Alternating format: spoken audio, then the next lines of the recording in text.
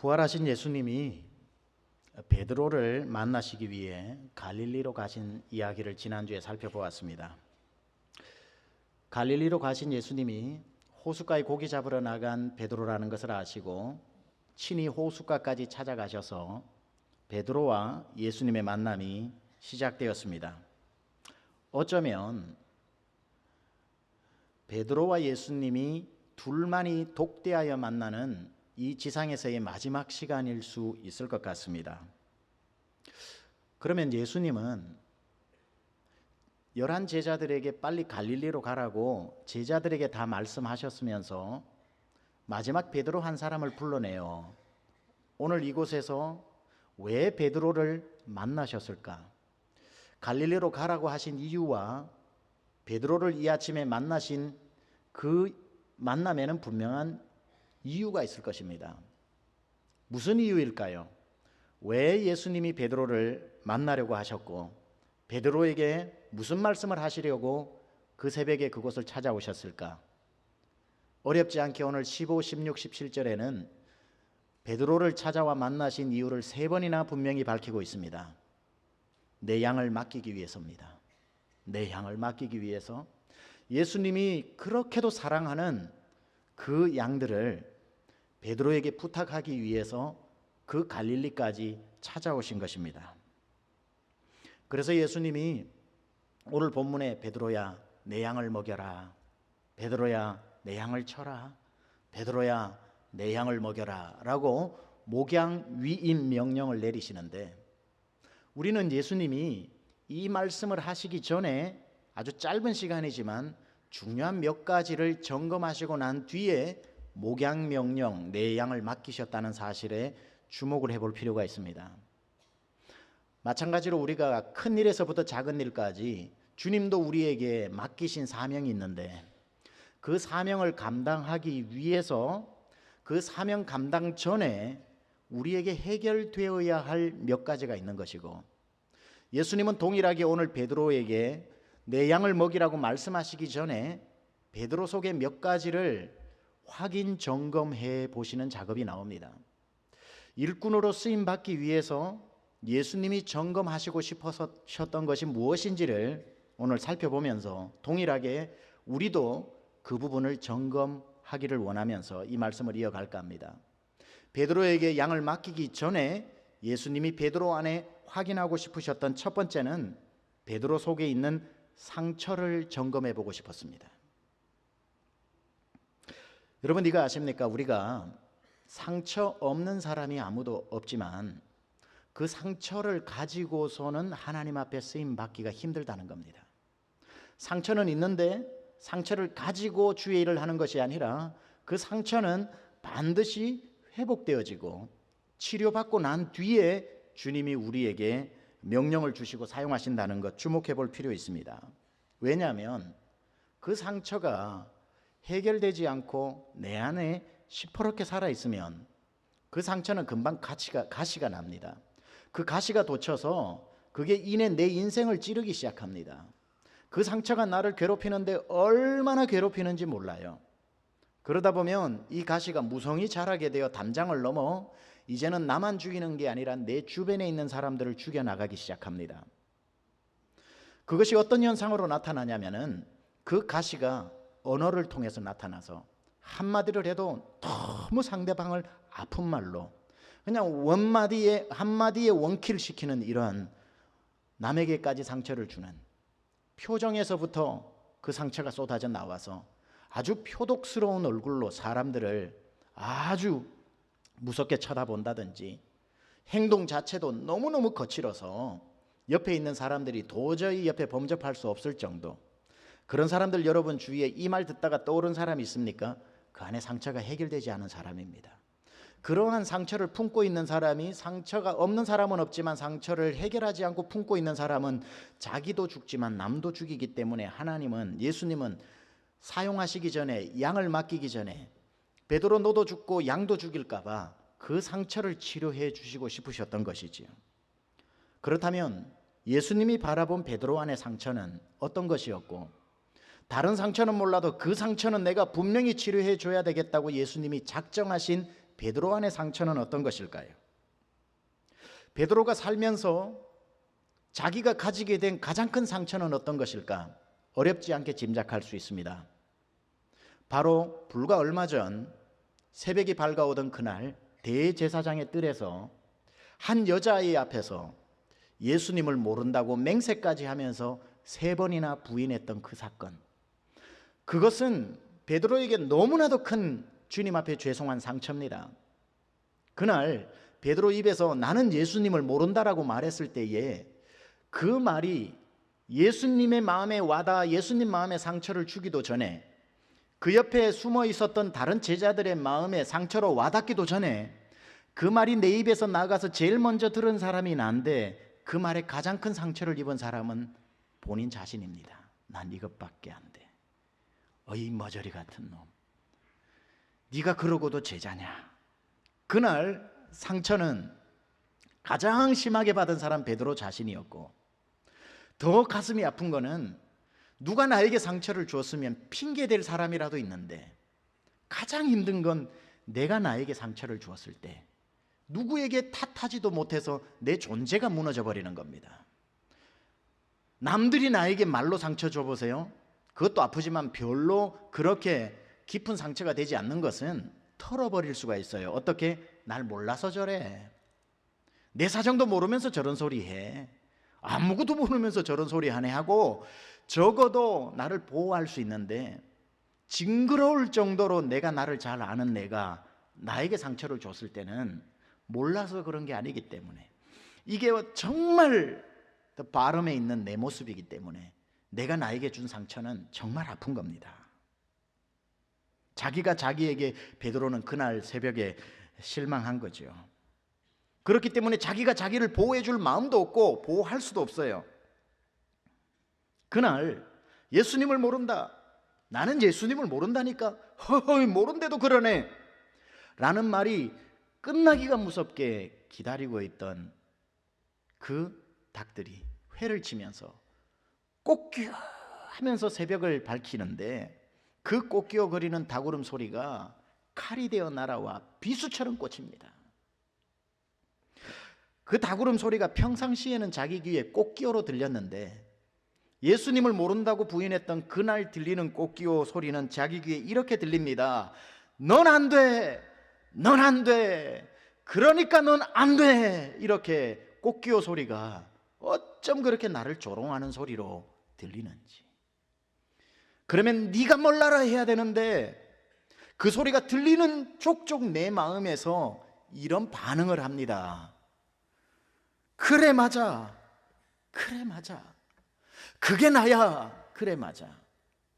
그러니 그 닭울음 소리가 얼마나 자기 자신을 비참하게 만들고 있었던 것입니까? 여러분도 살다가 남에게도 상처받아 본 적 있고 자기 자신에게도 상처받아 본 적 있을 겁니다. 남에게 받은 상처도 아파서 나를 몰라서 저래, 나 입장이면 자기도 저랬을 걸 하고 넘어갈 텐데, 여러분이 여러분에게 준 상처들이 있을 겁니다. 자기에게 실망한 것. 신앙생활 하면서 남들은 아무도 모르지만 내가 하나님 앞에 저지른 죄가 있어요. 내가 하나님 앞에 저지른 죄가 나를 얼마나 아프게 하는 줄 아세요? 그때도 제가 한번 여러분 앞에 간증을 하면서 아주 아무 얘기도 아니고 저게 뭐 하는데 저에겐 상처가 된 게 있어요. 자전거 여행 갔다가 바람이 너무 심하게 불어와서 하나님이 이 바람을 멈춰 주세요 했더니만 응답이 오는데 2배로 응답이 오는데 2배로 세게 바람이 오더라고요. 아니 하나님 살아계시면 이 바람도 멈출 수 있지 않습니까? 멈춰주세요 하니까 바람이 더 세지는 거예요. 그때 제 입에서 저도 모르게 툭 튀어나온 신학생의 외마디 말 좀 들어보소. 하나님이 뭐해 바람도 안 멈추어 주는데, 하나님이면 뭐해 바람도 안 멈추어 주는데, 그 한마디가 바람을 타고 제 귀에 들러오는데 제가 얼마나 제 자신에게 실망했는지 모릅니다. 그때부터요, 이게 저를 참소하기 시작하는데, 너는 바람 앞에서도 무너지는 믿음인데 네가 앞으로 선교사 되고 무슨 목사 돼, 웃기는 소리 하지 마. 그러는데 제 마음속에서 아니야 그래도 할 수 있어 안 하는 겁니다. 맞아, 바람 앞에서도 무너진 내 믿음이 무슨 주를 위해 일한다고 하면서, 그게 저에게 준 상처가 아주 작은 것이라도요 너무 크게 다가오는 겁니다. 여러분이 내게 준 상처들, 교회에서는 이렇게 오늘처럼 예배를 잘 드리는 것 같은데 밖에 나가서 예수 믿는 사람이라는 걸 당당하게 말해야 되는 순간에도 예수 믿는 것을 숨겨버린 그 순간 여러분이 여러분에게 욕하고 있는 거 아시죠? 야, 네가 그러고도 예수 믿어. 조그만한 이익 때문에 내가 예수님 믿는다는 것도 숨겨버린 그것이 내가 나에게 상처를 주고 있는 것이고, 내 스스로에게 너는 그러니까 안 돼. 너 요런 일에도 네가 무너지는 네가 무슨 주에 큰일을 한다고. 남 모르게, 아무도 몰라, 자기만 알아. 자기가 자기에게 준 상처, 남 모르게 지은 죄, 은밀한 죄, 음란의 죄, 외도의 죄, 실수의 죄, 비열한 죄, 비겁한 죄, 아무도 몰라. 내가 나를 알아. 그래서 내가 나를 참소해. 근데 그 말을 내가 다 알고 있으니까 맞아. 이런 내가 주를 위해 무슨 일을 해? 이런 내가 주를 위해 무슨 일을 해? 나 같은 사람이 무슨 주의 일을 하냐고 스스로 단념을 하는 찰나에 그 마음을 사탄이 가만 놔둡니까? 딱 낚아채가지고 사탄이 거기에 불에 기름 붓듯이 해주지요. 야, 너 앞으로 꿈도 꾸지 마. 너 이런 데 무너진 사람이 다른 주의 일을 한다고? 너 같은 인간이 무슨 주님의 일을 해? 네가 양심이라도 있어야지. 네 같은 사람 열심 내면은 어떻게 말이 안 되지. 사탄이 그렇게 여러분을 참소하는 겁니다. 근데 사탄이 참소를 하면 네가 날 모르면서 왜 그런 일을 해? 라고 딱 반박을 해야 되는데, 사탄이 넌 안 돼 하는 말이요, 성경 말씀보다 더 진리처럼 들려가지고 맞아 해서 아무것도 못합니다. 그래서 상처를 가진 사람이 상처가 회복되지 않으면 그 상처가 자기의 발목을 묶어서 나는 주를 위해 일할 수 없는 사람이라고 그렇게 생각하고 아무 일도 못하는 겁니다. 예수님이 베드로를 가만 주목해서 보시니 베드로 안에 그날 새벽에 예수님을 나를 3번 부인한 그게 베드로를 올가 묶어서 나는 못해, 나는 조금 하다가 앞으로도 또 하다가 이런 일 오면, 비슷한 일 오면 또 무너질 거야. 나는 여자아이 앞에서도 예수님 부인했는데 무슨 로마의 한 중앙에 가가지고 내가 예수를 전해. 나는 못해. 주님이 생각하시는 겁니다. 저 마음 가지고는 내 양을 못 맡기겠다. 내가 저 마음을 치유해 줘야 되겠다. 그래서 그 상처난 마음을 주님이 지금 치료해 주시기 위해서 아주 드라마 하나를 만드시죠. 예수님이 세밀하신 분이십니다. 베드로의 그 상처를 꿰매어 주시기 위해서 그날 예수님을 부인했던 것하고 똑같은 환경을 만들기 시작하는데, 그날 대제사장 집 앞에서 시간은 새벽이었고 제사장 집들 안에 모닥불이 피어져 있는 그곳에서 여자아이 앞에서 예수님을 부인했고, 부인하는 소리를 기다렸다는 듯이 닭이 우는 그때를 예수님은 그대로 재현해서 오늘 갈릴리 호숫가로 찾아오신 시간이 닭 울기 전 새벽이라, 그리고는 베드로가 와서 예수님 앞에 올 때는 예수님은 의도적으로 그 앞에 모닥불을 피워 놓으셨습니다. 그리고는 그 물고기와 생선을 올려놓고 배고픈 베드로에게 그 음식을 먹이고, 그러고 난 뒤에 예수님이 중요한 3가지 질문을 하죠. 왜죠? 3번 부인했기 때문에. 요한의 아들 시몬아, 네가 날 사랑하느냐? 주님 왜 그런 말씀하세요? You know, 제가 주님 사랑합니다. 2번째 또 물으십니다. 요한의 아들 시몬아, 네가 날 사랑하느냐?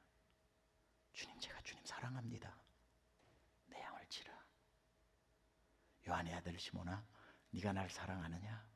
예, 주님 아시지 않습니까? I love you. 내 양을 먹이라. 예수님이 지금 나는 그를 모른다, 내가 모른다니까, 난 모른다고 했던 그 3번의 상처를 사랑이라는 것으로 다시 한 땀 한 땀 꿰매고 계시는 겁니다. 그리하여 그 깊은 구멍이 난 새 상처에 하나님은 사랑으로 메꾸고 계시면서 네 상처가 회복되어야 이젠 네가 내 양을 먹일 수 있고 내가 너에게 양을 맡겨 목양하게 할 수 있다. 상처가 상처로 남으면 너도 죽고 남도 죽이는 상처지만 상처가 회복되면 사명이 된단다. 그때 제가 했던 설교가 사명이 된 상처 기억나십니까?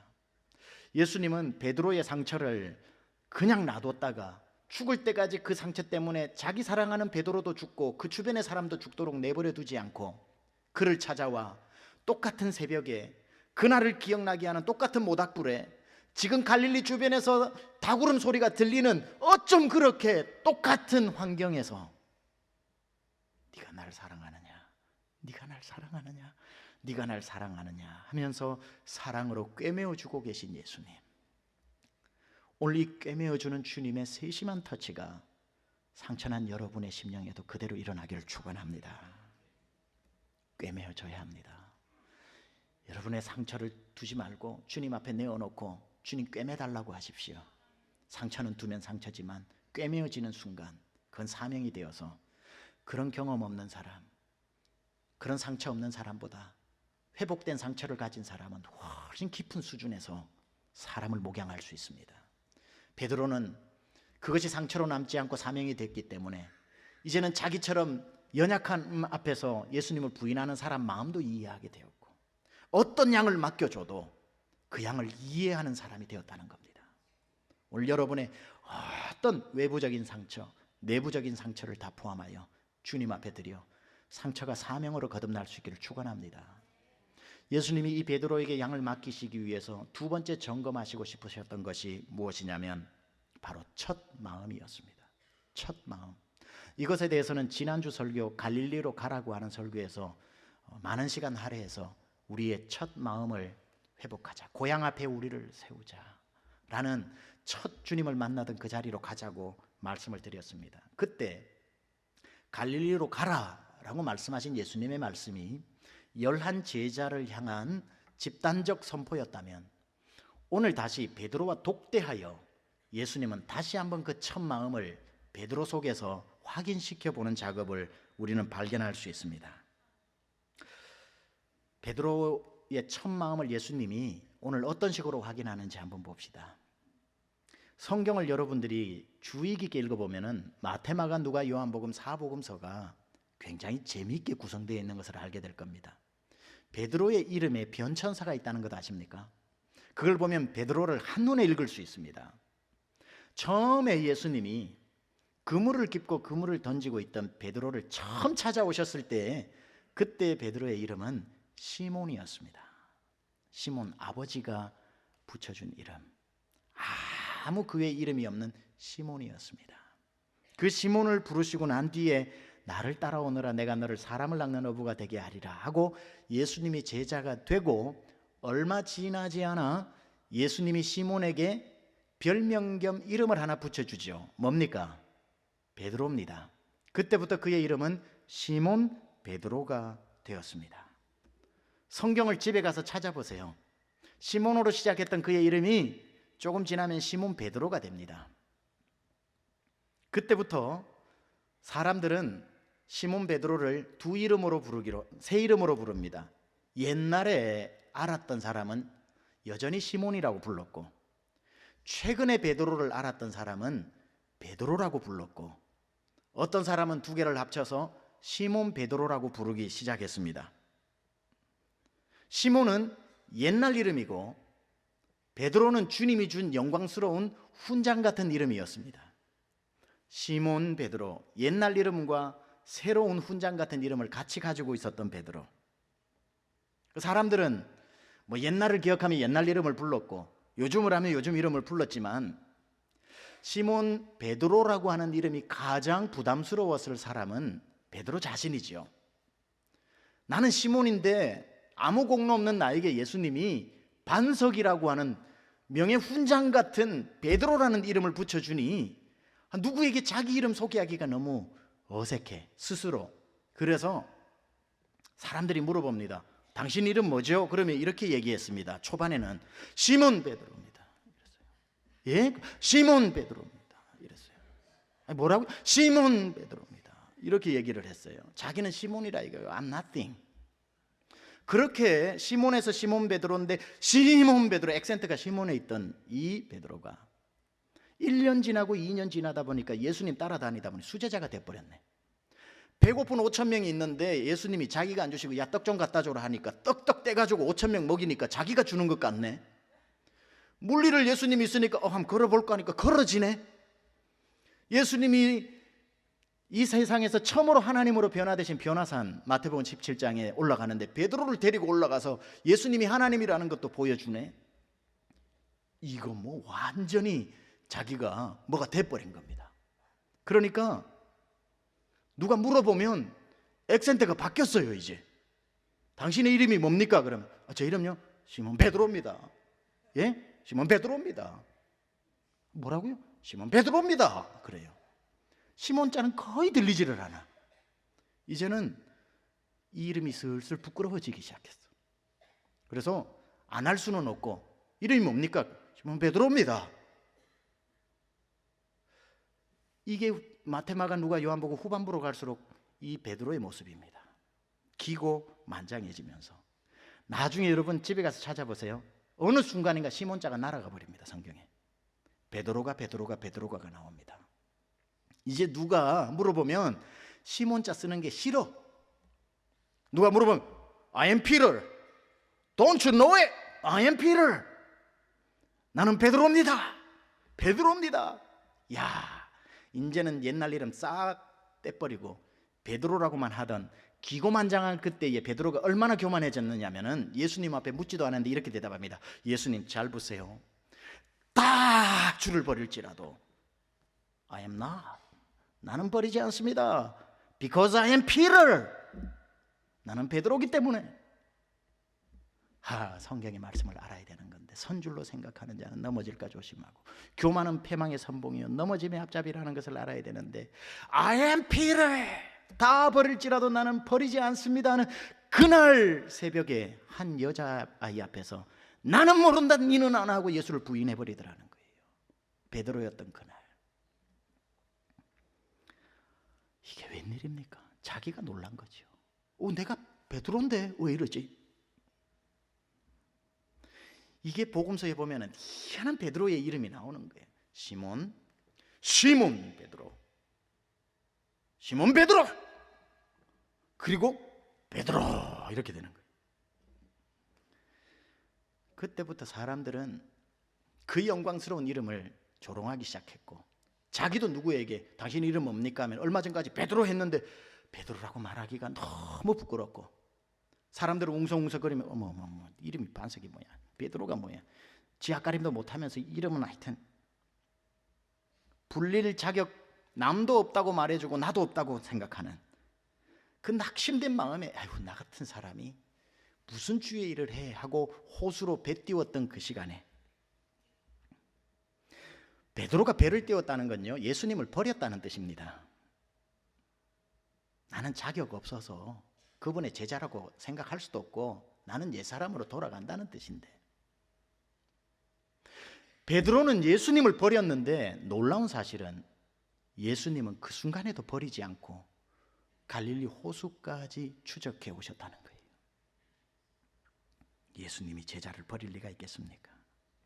그렇게 온 베드로를 멀찍이서 불러 물가로 나오라고 하시고 밤새도록 배고픈 것을 아신 주님이 모닥불을 피워서 몸에 젖은 그 몸을 따뜻하게 만들어주면서 생선과 고기로 밤새도록 굶은 배를 채워주시고 난 뒤에 얼마나 사랑 많으십니까? 그리고는 배가 부른 베드로 앞에 숨을 고른 예수님이 이렇게 말씀하십니다. 시몬아 하고 부르십니다. 시몬 베드로라고 부르시지도 않고 시몬 베드로라고 부르시지도 않고 시몬 베드로라고 부르시지도 않고 베드로야 라고 부르시지도 않고 아무 이름도 없던 첫 이름, 그날 그물을 깃고 있을 때 날 처음 찾아와셨을 때 불러주셨던 그때의 이름으로 요한의 아들 시몬아. 여기에 무슨 베드로가 있고 여기에 무슨 직분이 있고 여기에 무슨 뭐가 있습니까? 이 주님의 호칭을 기억해 볼 필요가 있습니다. 무슨 뜻입니까? 나는 너에게 오늘 베드로의 믿음을 기대하지 않는다. 다시 시작하자. 시몬에서부터 시작하면 되지 않느냐? 내가 너를 불러 사람을 낚는 어부가 되게 하리라 할 때에 시몬이라고 부를 때에 너가 그렇게 행복해하며 나를 따라 나서던 그날 너의 이름으로 돌아가자. 첫 마음을 회복하자는 것입니다. 그게 바로 요한의 아들 시몬아 라고 불러주시는 것. 시몬, 얼마나 꿈 같은 자기의 이름입니까? 그러면서 자기의 아버지가 붙여준 원초적인 이름, 그래 나는 어부였지, 나는 시몬이었지, 내가 무슨 베드로였냐, 그래 그 이름으로 돌아가자. 무슨 뜻일까요? 다시 시작하자. 너의 첫 모습으로 돌아가 다시 시작하자. 아무것도 묻지 않겠다. 다시 시작하자. 여러분, 이게 얼마나 기가 막힌 거냐면요, 제가 일부 설교하다 문득 생각난 예화인데 2부에 다시 써보겠습니다. 이게 우리 교회도 박사하시는 분들 많으시니까 교수가 3년짜리 논문을 펀드를 받아가지고 쓰고 있습니다. 이제 이 논문만 완성이 되면 학계를 바꾸어 놓을 수 있어서 그 논문이 저명한 학술지에 실리게 되면 천문학적인 펀드가 들어오게 된다고 합시다.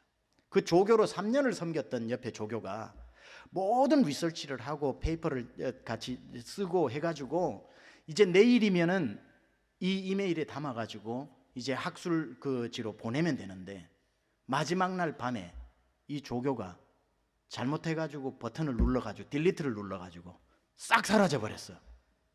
어디에도 그 연구 논문은 없어졌어. 박사를 안 하시니까 이게 얼마나 열받는 일인지 모르시죠? 이게 이거 아무리 찾아도 이 세상에서 사라져 버렸어. 이거 엄청난 일이거든요.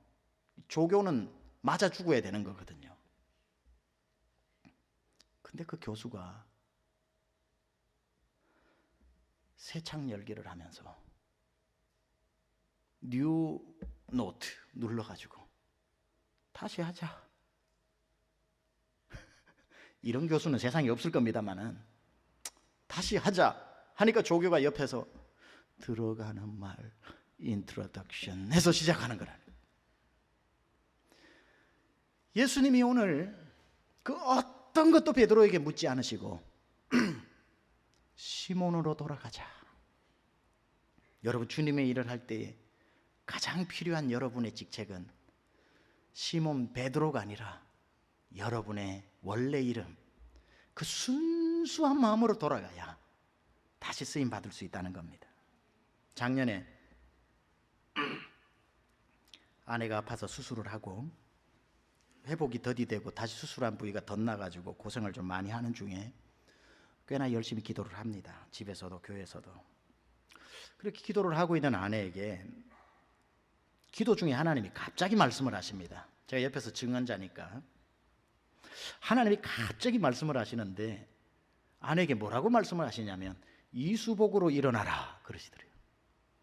이수복으로 일어나라. 무슨 뜻인가 싶었는데 하나님이 또 말씀하시는 거예요. 이수복으로 일어나라.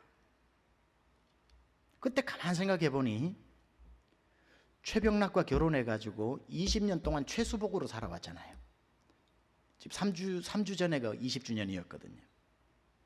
20년 동안 최수복으로 살아왔는데 20년 지나고 난 뒤에 주님이 이수복으로 일어나라 이렇게 말씀을 하시더라는 겁니다.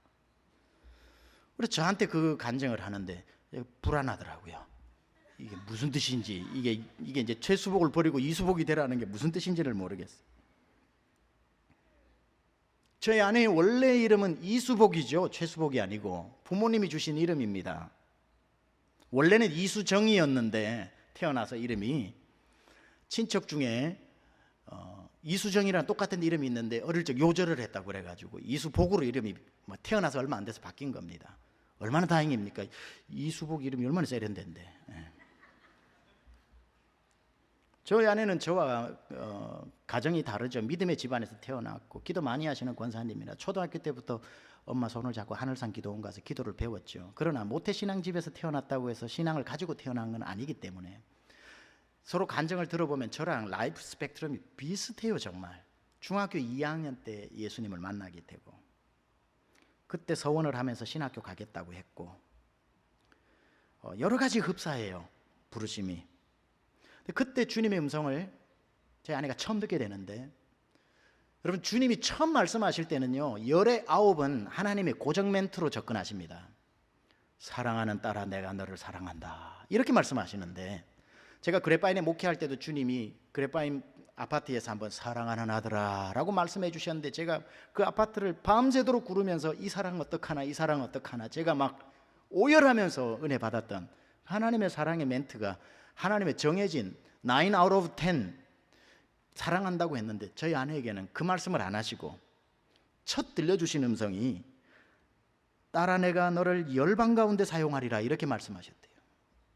딸아 내가 너를 열방 가운데 사용하리라.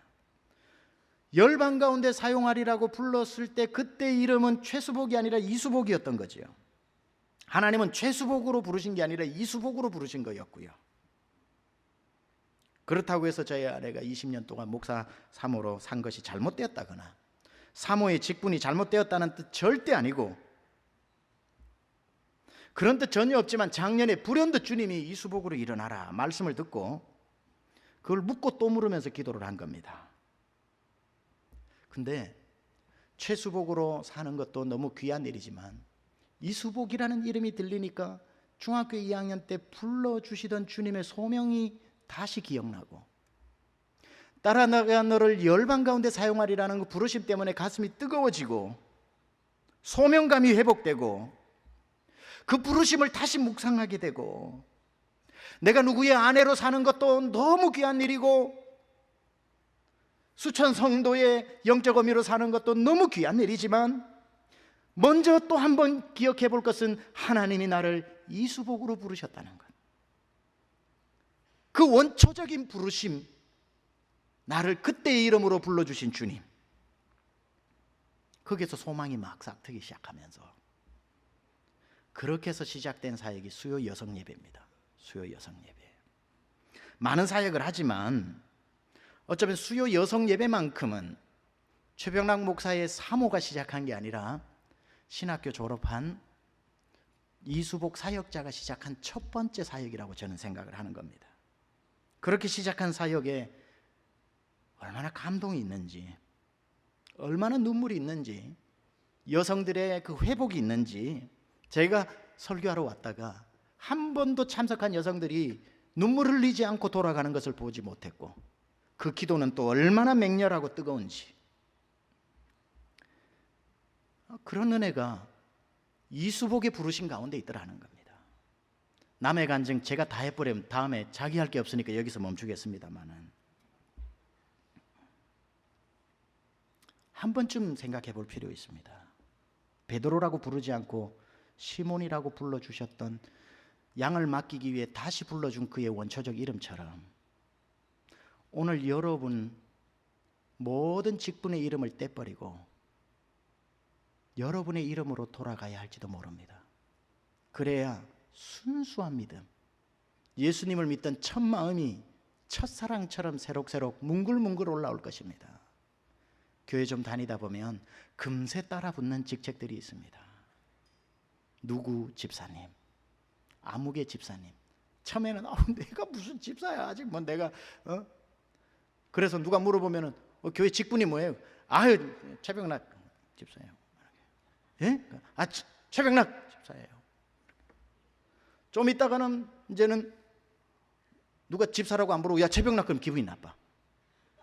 그래서 나중에는 누구세요? 뭐 이름이 뭐예요? 저 최병락 집사입니다. 그래요.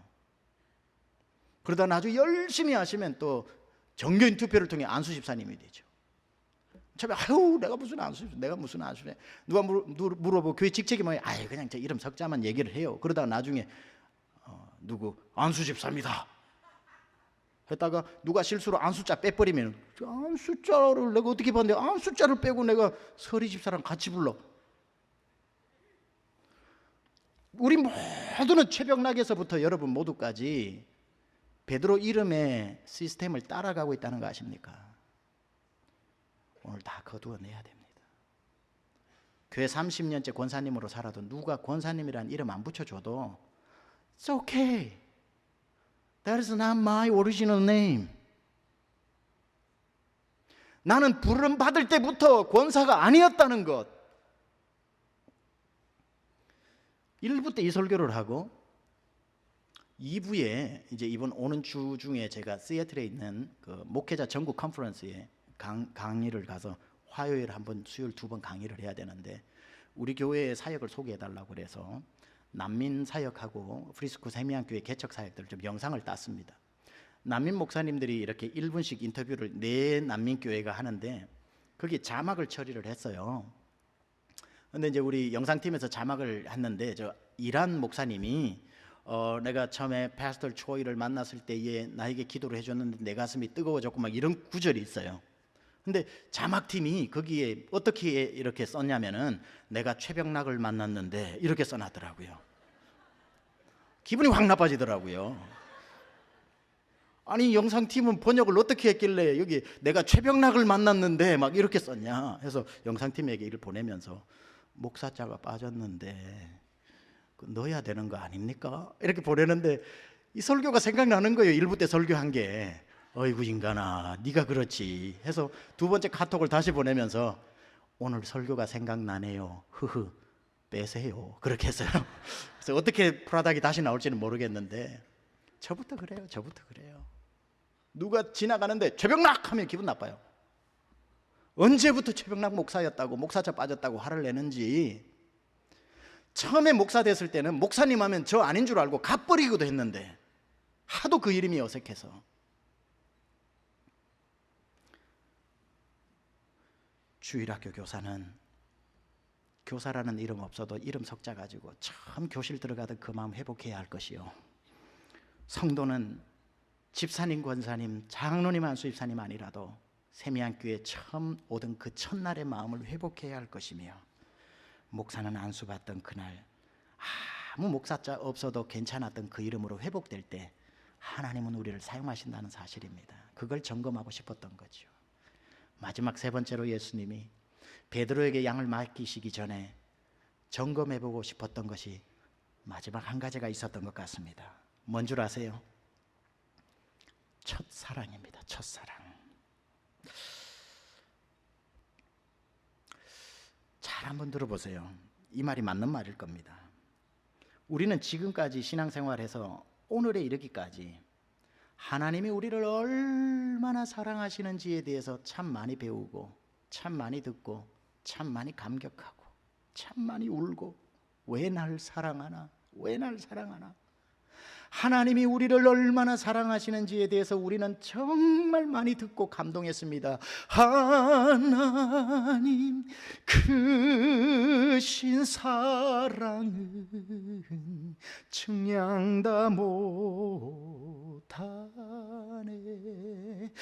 영원히 변치 않는 사랑, 성도여 찬양하세요. 하나님의 사랑이 얼마나 큰지 저 높고 높은 별을 넘어 이 낮고 낮은 땅 위에 나 벌레 같은 나를 위해 오셨다고. 우리는 하나님이 얼마나 우리를 사랑하셨고 그 사랑이 얼마나 큰지 교회 나오기 전부터 암송했던 구절이 하나님이 아무개를 이처럼 사랑하사 독생자를 주셨던 그 사랑에 감동했고 감격했고, 하나님의 사랑이 영원히 함께하리. 그 하나님이 날 사랑하신다는 그 사랑 얼마나 아름다운지, 그 사랑 얼마나 나를 자유케 하는지, 그 사랑 얼마나 크고 놀라운지를 나를 사랑하는 주님, 나를 위해 죽으시고 부활 승천하시어서 주님이 날 사랑하는 사랑만 얘기해도 가슴이 뭉글뭉글뭉글해지면서 왜 날 사랑하나, 왜 날 사랑하나 또 울고 눈물을 훔쳐도 또 솟아나는 그 눈물 때문에 얼마나 많이 울었고 얼마나 고마웠고 얼마나 감사했고 얼마나 감격했고, 그 사랑 때문에 넘지 못할 산도 넘어왔고 그 사랑 때문에 건너지 못할 강도 건너왔고 그 사랑 때문에 깨질 가정도 어금니 물고 지켜온 것 주님의 사랑 때문 아닙니까? 그래서 제가 이 설교 더 이상 할 필요 없이 성경을 피면 구절구절마다 하나님 날 사랑하신다는 사랑의 고백이요, 제가 여러분에게 설교하지 않아도 그날부터 오늘까지 제일 많이 들었던 것이 하나님이 여러분을 사랑한다는 거. God loves you. 우리는 이런 하나님이 우리를 사랑하신다는 이 압도하는 사랑 때문에 중독되어져 가고 있는 겁니다. 하나님의 사랑이 우리에게 임하는가. 여기에서 제가 중요한 한 가지를 질문 드린다는 거죠. 여러분의 삶에 하나님의 사랑이 그토록 필요하듯이 하나님도 우리가 하나님을 사랑하는 고백을 듣기 원하신다는 것, 하나님도 우리의 사랑이 필요하다는 것 아십니까? 하나님도 한 번쯤은 여러분 입에서 하나님 사랑해요 하는 말 듣고 싶어 하신다는 것. 우리는 하나님의 사랑 고백만 지금까지 들어와서 너무 익숙한데 때로는 하나님도 여러분 입에서 주님 사랑해요 라는 말 듣고 싶어 하신다는 것. 저는 오늘 본문을 읽다가요, 가슴이 정말 아팠습니다. 왜 아팠냐면 베드로에게 물으시는 질문 때문에 아팠습니다. 예수님이 묻습니다. 뭐라고 묻는 줄 아세요? 베드로야, 근데 너는 날 사랑하니? 이겁니다. 아픈 질문이에요. 이거는 이런 뜻입니다. 베드로야, 네 알잖아. 내가 너 한 사람 구하려고 하늘을 버리고 별을 넘어 이 땅까지 와서 갈릴리 호수까지 찾아가 너를 불러. 나는 너에게 줄 수 없을 만큼 사랑을 다 줬다. 왜냐하면 난 널 사랑하기 때문이다. 이상하더라. 내가 십자가에 달려서 내 몸에서 피가 빠져나가는데 네가 보이니까 아깝지가 않더라.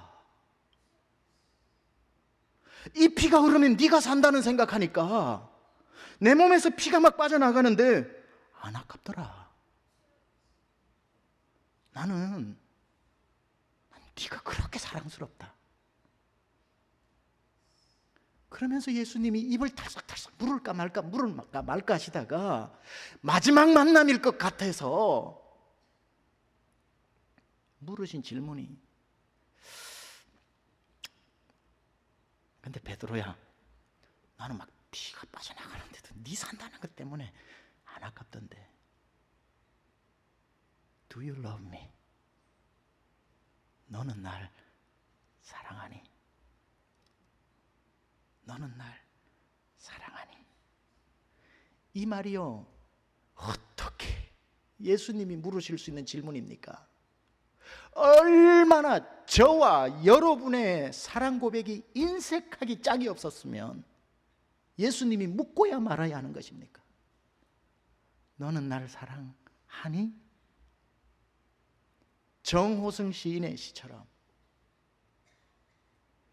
가끔은 하나님도 외로워 눈물을 흘린답니다. 가끔은 하나님도 외로워 눈물을 흘린다. 여러분, 하나님도 우리의 사랑의 고백을 듣고 싶어 하신다는 것. 우리는 이렇게 생각하거든요. 하나님이 우리를 사랑하시는 걸 당연하게 생각합니다. 하나님 사랑이시라며. 그럼 그 정도도 못해? 하나님이 사랑이신데 산을 못 넘어, 별을 못 넘어. 하나님이신데 와서 십자가 정도 못 져줘? 하나님이라며. 하나님이 사랑이라면 우리를 위해서 대신도 죽어줘야지. 피 좀 흘리면 어때? 하나님이잖아. 하나님은 그래도 되는 거잖아. 우리는 그 값비싼 우리를 향한 하나님의 사랑을 당연하게 여깁니다. 어쩌면 지난주 설교 어버이날 때 이 시를 읽어야 될지 몰랐지만 어쩌면 오늘 설교에 더 잘 어울릴 만한 심순덕 시인의 엄마는 그래도 되는 줄 알았습니다라는 시에 나오는 것처럼, 엄마는 그래도 되는 줄 알았습니다. 하루 종일 밭에서 죽어라 힘들게 일해도 엄마는 그래도 되는 줄 알았습니다. 엄마는 그래도 되는 줄 알았습니다. 찬밥 한 덩이로 대충 부뚜막에 앉아 점심을 때워도 엄마는 그래도 되는 줄 알았습니다. 엄마는 그래도 되는 줄 알았습니다. 한겨울 냇물에 맨손으로 빨래방망이질을 해도 엄마는 그래도 되는 줄 알았습니다. 외할머니 보고 싶다, 외할머니 보고 싶다, 그것이 그냥 넋두리인 줄만 알고 엄마는 그래도 되는 줄 알았습니다. 그러나 한밤중 자다 깨어 방구석에서 한없이 소리 죽여 울던 엄마를 본 후론 엄마는 그러면 안 되는 것이었습니다. 하나님은 그래도 되는 줄 알았습니다. 자기 몸이 다 찔려 죽어도 그분은 사랑밖에 없는 분이니까 날 위해 죽어도 되는 줄 알았습니다. 하늘 보자 버리고 물설고 낯설고 최고의 극심한 오지로 내려온 선교사이신 그분은 그래도 되는 줄 알았습니다. 그게 당연하다고 생각했으니까.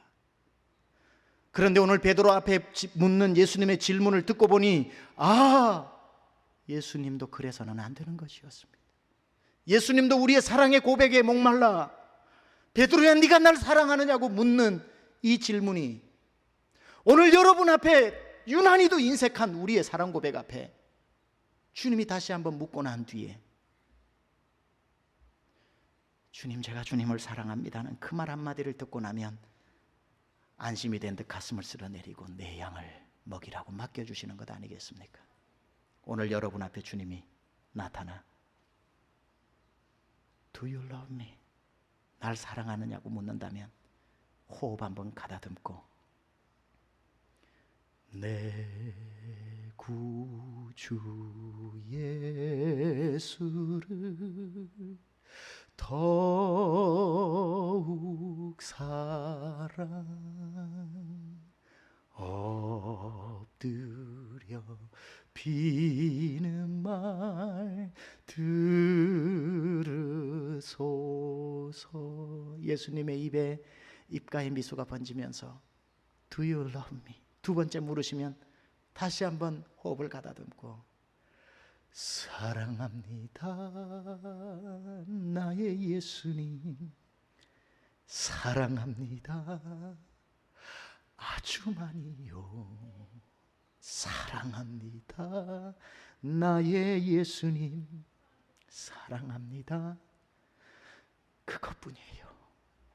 이 고백을 올려드릴 수 있기를 우리 주 예수 그리스도 이름으로 축원합니다. 오늘 여러분 이 자리가 갈릴리입니다. 여러분과 예수님이 단둘이만 앉았다고 생각할 때 주님은 여러분을 집사라고 부르지도 않고 장로라고 권사라고 부르지도 않고 목자야 목녀라고도 안 부르실 겁니다. 그죠? 이름 두자 석자 누구야? 다시 한번 해보자. 다시 시작하면 되는 거다.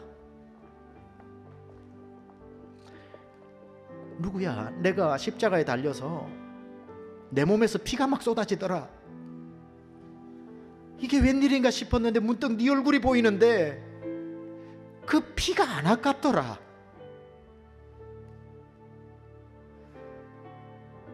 한 가지만 물어보자. 근데 너는 나를 사랑하니? 그 질문 앞에 우리는 오늘 이 시간 기도하는 시간에 고백합니다. 사랑합니다 나의 예수님 사랑합니다 아주 많이요. 오늘 주님 앞에 사랑의 고백 밀린 고백까지 합쳐서 기도하며 나가겠습니다. 주님 사랑합니다. 날 위해 피를 흘리시고 날 위해 죽으신 주님의 십자가를 생각하는데 베드로에게 묻지 않으셔도 될 질문 그러나 물어야 하실 질문 Do you love me? 예 주님 내가 주님을 사랑합니다. 부족하지만 사랑하고 이 배보다 그물보다 더 사랑하고요. 주님이 절 사랑하신 사랑만큼 사랑할 수 없어도 저의 사랑으로 사랑합니다.